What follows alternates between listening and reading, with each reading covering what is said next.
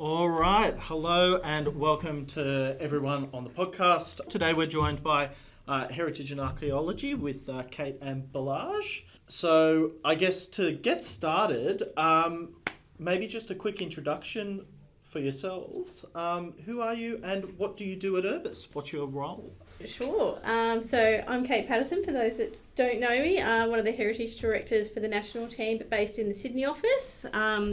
So head up the Build Heritage team along with the other directors. With the Sydney team, there's about 25 of us now, I think, including archaeology. Been at Urbis for over 10 years. Love it, of course. My specialty is heritage architecture, my background, but we do a whole range of things. Over to you, Balazs. My name is Balazs Hansel. I came to Urbis 3.5 years ago now. Yep. And I came here to build up the archaeology offering. And now we've got a team of 10 archaeologists here and a couple of in Brisbane. And just do everything archaeology in the sense of Aboriginal history, but ready for everything. Yeah, absolutely. And I think, you know, as someone who's up on level 9, I get to see the heritage team quite often. It's nice seeing some people in some high vis, which is Balazs and the crew. We don't get as much high vis down on planning, but that's because we're all boring office folk. We can swap. We can You can get your guys some steel cap boots and a hard hat. Exactly. Part of the club. Exactly. Absolutely, but I think it's quite an interesting sort of offer to bring into Urbis, and it's quite a recent one that we've brought in. So I guess to start off with, what sort of motivated you to get into the space of archaeology and that sort of area of the built form, and maybe particularly what brought you to Urbis to build it up? I was sold always him the dream. Yeah. I was always fascinated with history. Mm-hmm. And from very early childhood, I was reading a lot about it and had the opportunity of running around some major sites in my home country, Hungary. And it's just built up. And when I got to that level at the end of my high school, first I wanted to become a doctor, to go with medicine, but history was always the dream. And then archaeology came around earlier. I started to volunteering and I just got into it, and I just hooked on it. I just couldn't let it go ever since. And even if it was hard sometimes, because as an archaeologist, when you graduate, you go out on the field. Or you should go out in the field if you really want to learn about it, and living the life of field archaeologist. It's not easy, but as well as a lot of fun. So I just stayed on that, and then I came to Australia, just traveling and learned myself, and I stuck here, learned myself into the country's history and archaeology, and here we go. After 15 years, I'm with Urbis and very happy because this was one of the other dream, building up a team. Mm. So from the volunteer to the industry leader. It's Exactly. Oh yeah. I think we can say that, but I think that speaks for Urbis in general. And yourself, Kate, sort of you've been at Urbis for a while now. I guess what sort of brought you into Urbis to begin with, and then sort of what's the 10 years? What's kept you here? What's the motivator? So I came to Urbis about 10 years ago. Before that, I was purely an architect, so heritage architect, lots of drawing, lots of schedules, things like that. And I'd been at my previous firm doing all things boring and contractual related to do with executing building contracts, and saw this advertised and actually didn't know much about Urbis. Had vaguely heard of Stephen. So I did a bit of Googling and went, oh, why not? We'll go and have an interview and see what it's all about. And then realised it was consulting. And Stephen and Fiona at the time were here and didn't have any sort of technical architect in-house, had in the past, but GFC, they got made redundant. So they said, come and join the team. And I thought, why not? I've been in the same sort of work for 7 years. Time for a change, and they seem like a fun crew to work with. Hence why I've stayed. Thanks, Fiona and Stephen. And in terms of that, did you come to Urbis as a director, as a consultant? I came to Urbis as a senior consultant. Yeah. I still remember being so green. Emma said to me, Emma Smith, she hadn't been here for long, and said, so we need to find you a title, a consultant or senior consultant. And I said, oh, I don't know, whatever you think is you want me to pay me to say, I don't really care. So I think she thought that was quite funny. And then, I got here and started, there was only 3 or 4 of us at the time, so fairly sort of small scale stuff. And I'd had previous clients that I'd done work for in the past, who sort of followed me over slowly, and one thing led to another, and here we are. I have a bit of a spicy question. I'm a bit of a fan of history myself. Sorry, I'm Matt. I don't think I've spoken yet. Matt's going to test us yeah. out. Yeah. But I'm just curious, because you're from Hungary, Balázs, but I find Australian history not particularly thrilling. How do you guys advocate for Australian heritage and for Australian history being like a colony, and even in the Aboriginal cultural history side of things? Well, we try and take our clients on the journey that Australian history is not that old, so everyone just calm down, especially the approval authorities. Just the historic part, because the other side is very old. European. Yeah. Let's focus a little bit more on the Aboriginal history, and then the built history. Let's just look in context of Europe, okay? People put in a bathroom, it's fine. Everything's okay. We can do this, but it's been really good that everyone in the last few years, both public developers and the approval authorities, are giving a lot more weight to the Aboriginal history, and people are really getting on board. Thanks to Balázs, our in-house expert, we really want to do something fabulous, help. And he comes and takes our clients on the journey, and now we're doing designing with country and all those sorts of things. But we definitely don't have a worry with having to educate people about Australian European history. It's really getting them to be slightly less conservative and realise that in the context of the whole world and Aboriginal occupation, it's really not that old. Yeah. Whereas the archaeology that Balázs is doing is related to the oldest living culture on the planet. So exactly. Yeah, look, it's an interesting question. Myself as well was a little bit, I think, ignorant when I came here, because obviously I didn't hear too much about it. In my archaeology courses back during my masters, we had some subjects about Australia and the Aboriginal existence on this continent. But I think, and without offending anybody, that comes from just the old colonial denial of Aboriginal history and cultural heritage, which luckily now is changing, just what I can see from my own kids, what they are getting from very early childhood, which is very important because it's an amazing depth of history in the Aboriginal cultural heritage and occupation or living on this continent. And so that's one part of it. The other part, for a person in the 21st century, obviously it's always easier to understand a cemetery or ruins or Bronze Age or Iron Age or medieval ages archaeology, which comes out. It's where there are graves, there are walls, there are foundations, there are weapons, everything, rather than an archaeology which is out there in this amazing massive space of Australia. And it's very hard to explain, very hard to connect that with your everyday understanding of your own heritage, like we live in buildings and everything. So look, we can talk about this for hours, but the most important part, what I was going to say, that it's so much Aboriginal heritage around without people knowing it, that even if you just go out for your weekend bushwalk in Sydney Harbour or in the Illawarra or the Blue Mountains, you can find new caves or new shelters with paintings on, and it's out there, and it's just in the Sydney Basin. So it's probably it's easy to understand what lies out there in the desert or Western Australia, the northern part of the country. And it's really deep, and there are these massive deposits where you can find the layers of people living through 60,000 years now, they say, and they were adapting to every different environment through 2 ice ages. And also through every part of the continent. And when the people are these days talk about sustainability and how to live with your environment, there are lots of things we can learn from how they moved around and how they use their resources. The other part is people always reflecting on the other part of heritage, European. It's not just European.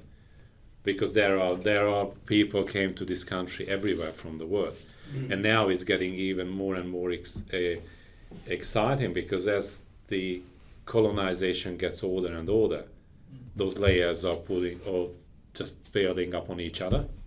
From every part of this planet, people came here, and it's a new culture in some ways, and an embracing of that had some problems of embracing as well, obviously. But it's now changing, and people are getting proud of who they are, and not actually probably having problems of exercising their own cultural identity. So in that regards, I think this is a very exciting story in Australia, and from an archaeological perspective, you always find new anyway. Whatever you find, it's irreplaceable. It's not a renewable resource, and every archaeological site is different. So it's not identical, even if sometimes probably you find the same pottery or stone tools. It's still different. It's not the same pot. That's right. It's you find whatever you do, the next one will be different, even if just slightly different. Yeah, and it's an interesting part about, we are, as a firm, we act on the cutting edge of new built form, but at the same time, we're dealing with both the oldest culture and one of the newest built form histories, if that makes sense. Yes. Because we're such a young, colonised, formalised country, but we're also such an old culture that's existed for so long, and marrying all of those things up at the same time is really... We like to tell our clients that you've actually got something really meaningful to be a design driver for your sites. You've got the oldest culture in the world, and you've also got this layer of European multicultural history. People are always looking for design inspiration. This is what you've got on your site. Get us in early, and here's something interesting for the architects to run with, rather than starting from nothing. So when they layer those things up, as we've seen in lots of the One Urbis projects that we've done, especially in the CBD and inner Sydney, once you get that layering, it gives it so much more depth, and people find it a lot more interesting, and a lot more interesting place to live and be. Which I guess is sort of a follow-on question from that for some of the new people to Urbis, or people who haven't worked with heritage, is what does a heritage consultant do when we're doing built form? Because what you've just described is really getting in at that design stage, but there's obviously some, How often does that actually happen, and how often are you guys pulled in for HISs? So it tends to be the bigger sites where you're getting into master planning and things like that. We get brought in at the earlier stages. Standalone heritage listed sites, again, early stages. It's where we come in a bit later. It's often residential. So people have got a house, they think they want to do X, they've got an architect, and then they come and say, I need a heritage impact statement. And we're like, let's just take a step back and have a bit of a look at this. And then we give them some feedback on what we think is achievable and not from the approval authorities, and go from there. But we're lucky that we are often in at the early stages, and even things that aren't heritage listed now, we're seeing a maturity develop more broadly across the population, but especially with the development industry. It's been good. They've acknowledged and understand now that there's greater value to be unlocked if you've got something a bit more interesting, rather than what we were building in Sydney sort of 15 or 20 years ago. So they're getting us in earlier to unlock what that site's got. It's not as often as we would like, but a lot earlier than what it used to be. Yeah, and Balazs, does that extend to sort of the archaeology work? Are you guys getting in at the beginning, or is it more a sort of discovery that there's a significant... No, I would say that because of the almost every jurisdiction in Australia has a similarity to the good old Anglo-Saxon heritage management legislation. There is a lot of controls and a lot of processes and protocols you have to follow through. And in general, as a common sense, it's always better to start earlier than later. Because the biggest problem is that, again, because unfortunately education is still lagging behind, heritage is always interesting to people in archaeology when you see it in a museum or you go traveling. But as soon as it's work related, it's a hindrance. What are we going to do? How are we going to do it? Are we going to dig it up? Can we just ignore it? do something with it. And I understand, because as a practitioner I know that for example archaeological excavations can be timely and costly because it's manual labor. Yeah. And it can be really, and people are, what are they, just picking the ground with the small tools for months and months. So given that, it's always better to plan ahead, because the other thing which will be more and more important, conservation, avoidance, because if you want to develop a big site, let it be mixed use or industrial or linear infrastructure, it's good to know where those sites are, how to get around with the design, rather than, we've got all the design, this is what we're going to do. Alrighty, okay, then we're going to be out there for 3 months or 4 months. But if this had been brought up earlier, we would have been able to tell you that just shift around a little bit, leave that corner. You might need some green space in the development, so it's much better, always better. Yeah. And clients who do that have recognised the value that we're risk managing it for them. Here's a potential for this, that and the other. If you take it into consideration in the early design stages, it's not an issue because it's all built in. It's when you go too far down the track and then discover it that you have issues, and you might have gone too far down the design process and you've got something where it potentially might cause an issue later. So the sooner we get in at the early stages, the more smoothly the projects run. The challenge is price and time. Because if you tell a client that let's do a little bit more robust or start earlier, they might just say, yeah, but it's going to cost us more money now, I'm just going to go with the cheaper option. But more and more clients are understanding that might be causing some troubles later on, or you might spend more money later on. And also consultation with Aboriginal community on Aboriginal culture heritage can be a problem, because if you want to rush through something with the community, obviously they're going to be anxious, saying, okay, what can we say? We hear that a lot, that why do you come to us? You're going to destroy it anyway. You just want us to sign up on it. Yep. And that puts us archaeologists, for example, between clients who just wants to get things done and get the problem go away, and the community who always see us just as an executioner from the clients. Are you just here again? Are we sometimes having robust conversations with reps on the ground?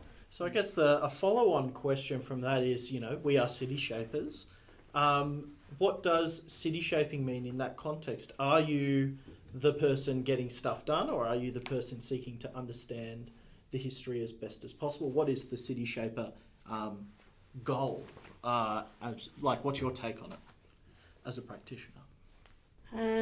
To utilise the things that we know, all things heritage, to add it in as a layer to the development, to give it a bit more depth and understanding. All of the interesting city sites that have been developed of late, most of them, they've all got some sort of layer. AMP Key Quarter, Central Park, they all utilise these things to give it a bit more depth. Even up at ANZ, which I think was 2 years ago now, those really big sites, they embed those in and you end up with unusual laneways that you may not have had if you just had an architect drawing a straight line on a piece of paper. So the extra levels of nuances in the design is what we really bring to it, we think. And connection to the past as well. And also these buildings might be fabulous now, but in 20 years someone might want to do something else. So it's having all this stuff there ready to go to be adapted again in the future. It adds a bit of texture to the city without all these very sterile sites, if that makes sense. You sort of, I don't know. It's nice having to find the lane sometimes and not exactly knowing where to go. There's a reason Melbourne's laneway bars are very popular and Sydney started to copy them. And people like the sense of discovery. I think the urban designers might want to have a word with you there, Kate. But yeah. No, they love it. And interpretation as well, isn't it? So from the archaeological perspective, you've got obviously two main choices. If you need to salvage, and it can be salvaged because of the assessment strategy, that it can be salvaged, it's not of that significance, you have to conserve in situ, then you dig it up. But then most of the archaeological sites ending up, the assemblage is ending up in museums or storage boxes. And then you're telling the story, so interpretation is important, and that's a very challenging thing these days, because interpretation needs to be exciting and draw the attention. But the other thing is, from the archaeological perspective, probably, which is a hard thing, try to encourage clients to conserve and not impact. And that's going to be more and more important in the Sydney Basin. Yeah. Because if they're just going to impact everything, there will be suburbs to the bottom, to the foot of the mountains. Yeah. And the archaeology can, and the culture, Aboriginal cultural heritage can play some role in that, because now with the designing with country and the cultural landscape assessment, what's coming out that sometimes Aboriginal people are keen to conserve tracks which are winding through suburbs, which can be corridors, and then you can think about, for example, cycleways. Yep. Rather than coming with. So I think there is a lot of opportunity, and I heard from one of the clients, I'm not going to name it, but it was a very good suggestion that when this designing for country started, everybody got very anxious. Oh, how are we going to do it? What are we going to do it? But there was this client meeting when there were people sitting around one of our Urbis's major clients, and Aboriginal reps and the person who was facilitating this conversation, and us archaeologists, and then one of the higher up people said that it's really good to have these meetings because there are so many additional ideas coming out of the discussion which previously haven't been even considered, which can actually add to the value of and sometimes it actually fits with them, because even if they need to shuffle around a few build forms, it actually comes, and all together, if we do that, we can put the interpretation here and there, so everything was just coming together very nicely. Yeah, so it's sort of it's you act both as, you know, as Kate, you already said, risk managers, but you're also value maximizers in a sense as well, like the cultural value of a site or a place or a suburb. To that extent, the discovery of history, the discussions of history.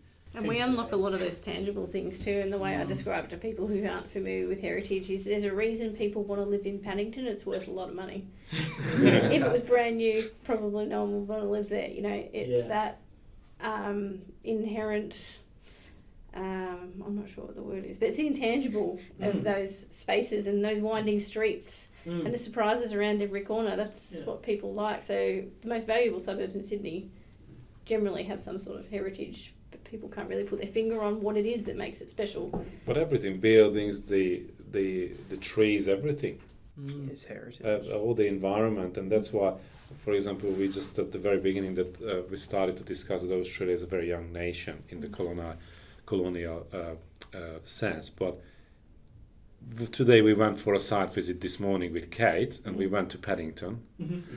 And I lived in Paddington when I came out here 15 years ago, and yes, Paddington has a really good feel to it, that's for sure. I've been to a lot of different parts of the world, but the Paddington, Darlinghurst, down to Elizabeth Bay and all these other Rushcutters Bay areas, it's just... The layers. The layers. There is a point when it gets a bit much. I'm familiar with where a heritage listed toilet held up the development of a school, and that caused a lot of headaches. But yeah, I had a heritage listed tree that was not much bigger than me in the way of the Northern Beaches Hospital. Yep. That took a while to resolve. Interesting. That's like, it's a hospital, I think we can work through this tree. So yeah, there are some times where the approval authorities just need to take a step back, and we're there to show them the greater good at times as well. So it's a mix of both. No, it's a very interesting balance of what should be conserved, what should be, and, you know, obviously you guys are the experts. So. And what Urbis, the Heritage, both built and archaeology like to say is we're the sensible centre, and that's why the business that we've built over the last 10, 15 years has been so successful and now become one of the biggest in New South Wales, because we're the sensible centre. A lot of them are very conservative or a bit, you know, begun for hire. We're the middle. We'll give you the sensible advice. And we often get some clients, you know, they just think they wave their checkbook around and get what they want. Well, if you want a yes, I can send you to someone who will give you a yes, but you will come back to me in 6 months. Because it was actually a no. It was actually a no. So I can give you the correct information. You can make an informed choice about the sensible centre and what is likely. Or you can go off and pay someone a lot of money to tell you yes and it won't happen. So that's really put us in good stead. Absolutely, frank and fearless advisors. I guess to sort of go away from work for a little bit, I think it would be interesting to hear, you know, outside of work. And maybe Balazs, will start with you. What are some of your hobbies? What are some of the things that keep you busy outside of the office? Kids. That's yeah. it. It's not a hobby. It's a given. But It's his second job. yeah, that's right. Yeah. No. Kids do rowing for Glebe Rowing Club. Yep. These days, that's the biggest, probably 5-6 trainings a week, if I can. Other than that, I do a lot of things: cycling, reading, playing some computer games, anything I can. But it's kids, isn't it? You're just trying to work around it. Sometimes I don't have any time for anything for months. Yeah. Apart from the training is good because I go there in the morning, 6, Oh, 5:30 or something. Crazy. Everybody learned to do that. To be honest, look, man. Everyone has the same response as you. That's right. After a while, you have two choices: you do something and you try to find time for it, or you don't do nothing else. exactly. Yeah. Just work and raising the family, and or if you don't have a family, obviously you've got other things to do, or Yeah. I don't know. My one is that I can't do anything but wake up at 5:45 in the morning, no matter what I do. It doesn't matter when I go to bed. It's locked into my body. So I tend to do some work earlier, come into work earlier, but I always leave at 5 o'clock because I have to get to my dance fitness classes, which I very much Yes. enjoy. Excellent. Yes, fitness. So you gotta do something to keep your. When yoga's run its course in the mornings, we'll bring in dance fitness in the evenings. I don't think anyone else at Urbis needs to see me dance, but that's that's beside the point. But yeah, no, I'm with. The early morning is good. Yeah. It's just as an archaeologist, I'm quite okay with it because, for example, back in Europe when there is the summer time and you can't work mostly through the day, you start around 4 o'clock and you finish at 12. Yeah. You have that. Yep. Before it gets too hot. Yeah, that's right. And I just always feel that everything starts better. Yes, sometimes I like to sleep in, but then the day's just gone. No, absolutely. I mean, it's great to have those sort of outlets to keep your body and mind off the job for a bit, even if the kids obviously as a second job. Always there. And Kate, how about yourself? What keeps you busy outside of the office? I'm a bit of a serial renovator, so nice. I enjoy that. It's not hugely different from work, but I like that. I've roped my husband into that as well. Water skiers, much more pre-kids. Little people aren't huge fans of extremely fast boats. Surprisingly. But getting into that, the floods haven't helped either. I'm trying to get up to the Hawkesbury. A friend of ours recently had their yacht out and the keel hit a caravan, which was fun. So we're like, we definitely won't be water skiing for a while. I don't want to fall off and crash into a caravan. It's submerged just below the water. So bits and pieces. I'm not originally from Sydney, so I've been here 15 years, but we like to get out and about. There's so much to see in Sydney. The variety of things to do, in my view, being a former Victorian, within a small area is massive. From bushwalking, blue mountains to beaches, rivers, it's got everything. Yep. So we're often out and about just doing something new. Awesome. Just getting out and exploring this big city. That's right. Great. So I guess before we get into the rapid fire, I'd just be interested in, we'll do what is the toughest project or the toughest challenge that you guys have had to see through in your time at Urbis or even outside of Urbis? What's that one that really got you? What is your white whale? You go first. Oh, I was hoping I've you'd got a go lot. first. Oh, I don't know. There's always challenging work situations, but I'm always a big advocate of take a deep breath and take a step back. My team know if they see me cleaning my desk, things are getting a bit full on. Stop everything, reassess, write a to-do list. It'll be okay. So I think everything, if you take that approach, it's just work. Is manageable, notwithstanding the occasional late night and a bit of stress. But I don't know, to be honest. Life's challenges are there. COVID was a fun one. Yep.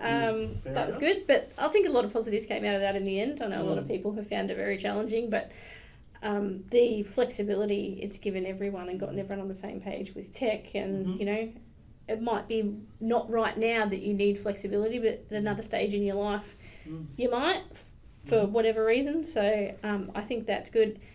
a lot of efficiency as well. We'd have to go to client meetings all the time, saving an awful lot of time in between. So I'm generally a glass is half full kind of person. So. And did the COVID impacts or the new processes affect that? You know, heritage is a very physical thing. It is. How How did you have to adapt to that in terms of, you know, site visits? Yeah, it was interesting. We were still having to do site visits because it was seen as critical work. So it was very interesting standing in the middle of George Street and not seeing a single person or car in sight. It felt a bit like one of those apocalypse movies, which is very cool. I've never been able to park out the front of a site on George Street in my life except for during COVID. That It is was the dream. the dream. Zero traffic. So I was loving it personally. And there were no rangers. No rangers. So No, it was that's rare. right. It was- They weren't essential? No. Free parking. The builders were loving it.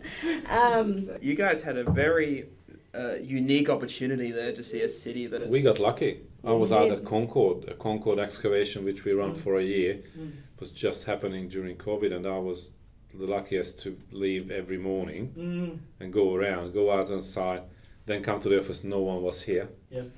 And to go and move around. So I felt really lucky in those terms, and because it was outside. But otherwise it was very challenging because, for example, big construction site, Concord, trying to get through the message for every labourer about what you need to do around the crib rooms.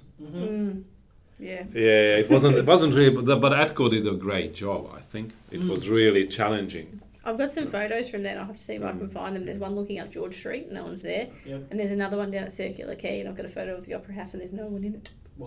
I'll just see if we can attach them to this. But yeah, we were lucky in that we still got And driving was easy because nobody was on the streets, on the roads as well. So yeah, we escaped our houses sometimes. So unlike you poor people. Yeah, we're stuck inside. Desk bound. yeah, and I felt for those people when we had these online meetings and Friday night drinks. Friday night. Yeah, that's right. Yeah. And how about yourself, Balazs? What's the challenging job or task that comes to mind? Concord was challenging. Concord was challenging because when we won the job, running a major, we knew it was going to be running a major excavation. The client didn't agree with us, but I knew it was going to. And we were just 3 of us here in Sydney, and I didn't have the team to do it, but. We got the job, so we had to do something about it, and that was a challenge. But I love those sort of challenge when you are up against the odds, and we managed to. Balazs thrives. That's right. Yeah. I get really bored when it's just everyday stuff happening. It comes from the field archaeologist background, and that's so. Concord is one. The other one was when I was nominated for site supervisor. I was 27. I was nominated site supervisor for 6 sites on a linear infrastructure project in Hungary. The sites were within 100 kilometers, but every site had probably more than 100 people on them, laborers, archaeologists. And archaeologists different in Europe. Laborers are doing most of the stuff. For example, what you can see from an Indiana Jones movie, people running around with the wheelbarrow. and you try to organize everything, recordings, and that meant that I was in a 4-wheel drive, 12 hours a day, 6 days a week, going from side to side and make sure everything's safe, everything's happening. Resources, that was challenging, and that's why I feel that I'm restless when it's too boring, too much in the office. I feel I'm not useful, like Thomas the Tank Engine. You have to be useful.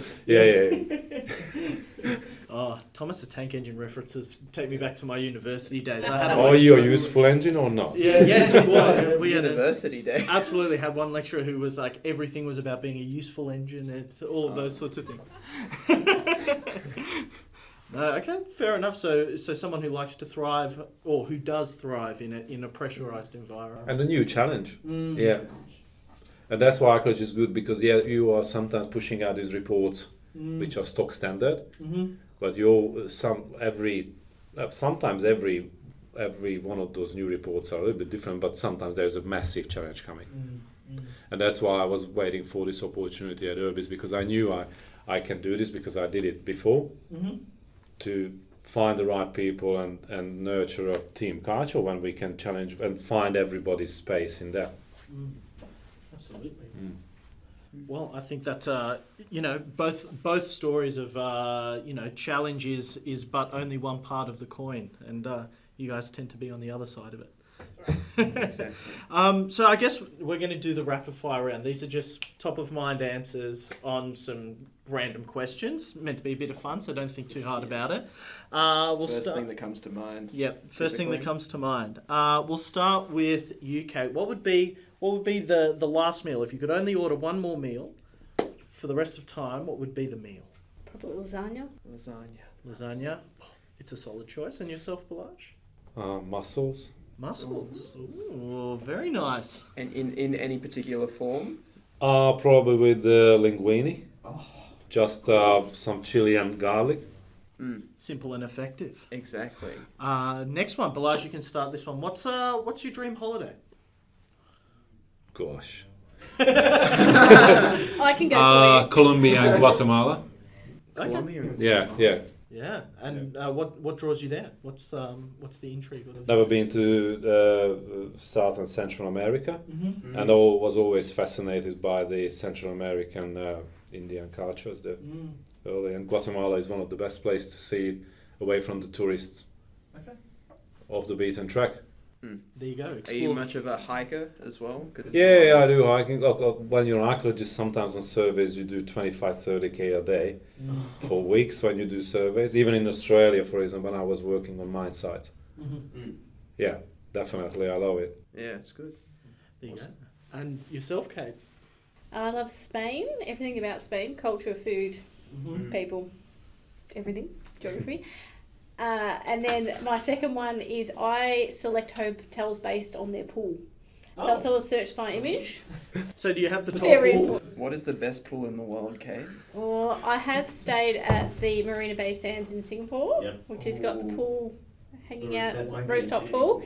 Yep, and we made sure we stayed for 2 nights because we do know that people go there for one night just to use the pool. So we made sure we had ultimate pool time during check-in, check-out. And we almost had it to ourselves. Yeah, a lot of time goes into hotel selection. Yeah, I didn't There you go. The search for the best pool. I feel like you... Right, anyone needs best pool recommendations, come and see me. There you go. We'll share a link on the podcast. We're not keeping a running list of these, right? Do you guys... So, sort of off that. Do you guys... There's like often cultural hotels or heritage hotels in a lot of cities. Do you guys tend towards those or sort of the more mainstream Four Seasons types when you guys go traveling? I never had the opportunity and money to stay in those anyway. when I was doing traveling from Hungary, we were always on low budget. But I had a very interesting experience in India. We went to North India to the desert. We went to Jaisalmer. Is a historic fort. Jaisalmer. It's one of those ancient stories from the east. I can't remember exactly what the story, but the play is actually is from that city, and it's an amazing sandstone around it, the bastions around the fort, massive. And because tourists are just flocking there, they started to change the build form, adding it and all sorts of different things, and it didn't help the actual architecture. It looks ugly sometimes. And then I felt that if I go to Jaisalmer again, I'm not going to go stay in the fort, even if it's such a nice place. I will go to stay just in a small hotel somewhere.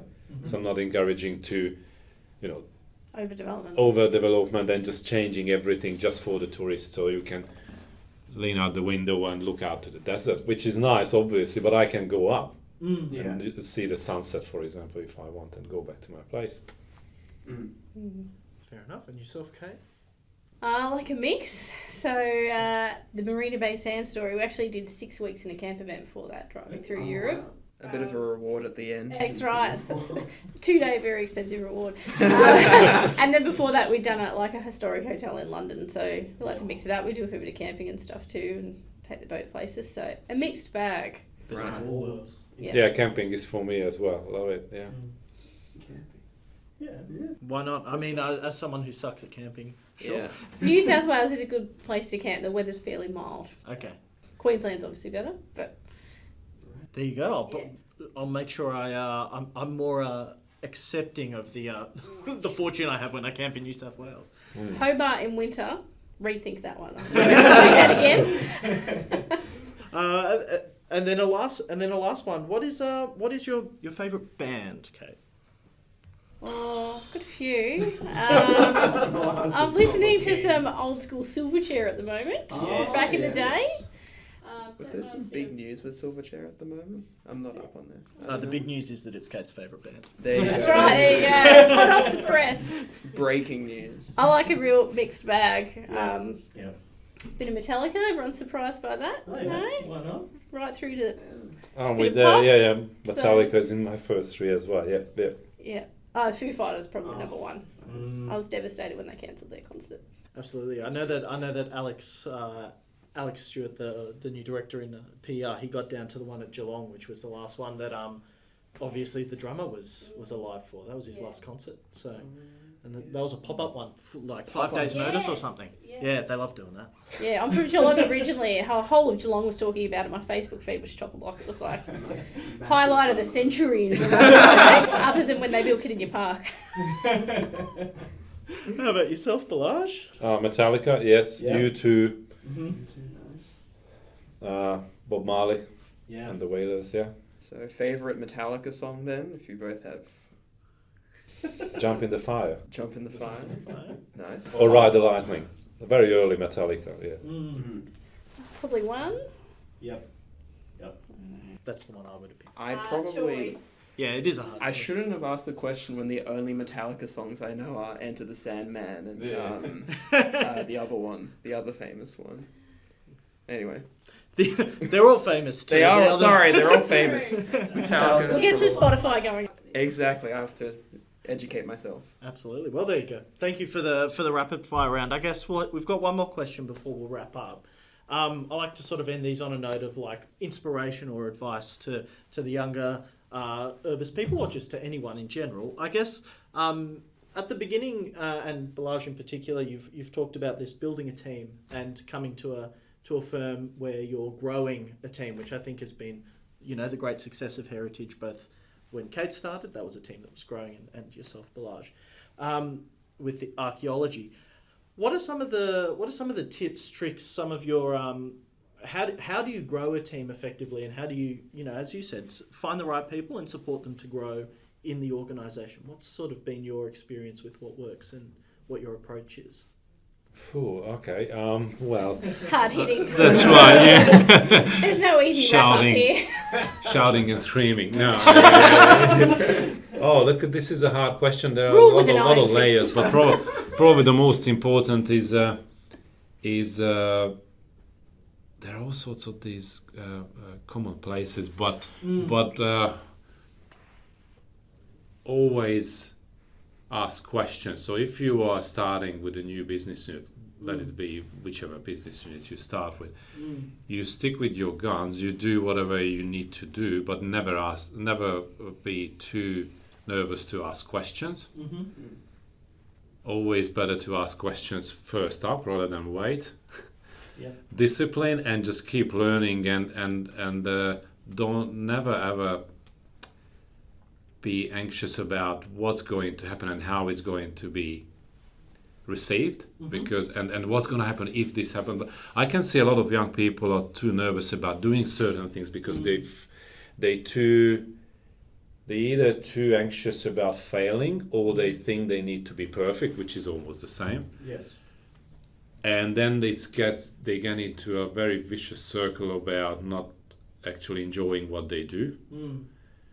And I think the most important in that, there's just nobody wants you to do everything when you start somewhere. But if you just keep doing what you know and you just keep learning and asking those questions and be upfront if you don't know something, or if you know something better than the others and you see that people are doing this all the time and I know that we can do this better, do. So be upfront, be open-minded, and discipline is very important though, because we all know the long projects or demanding clients or situations which can get into your head, but if you know where you want to go and if you know why you do it.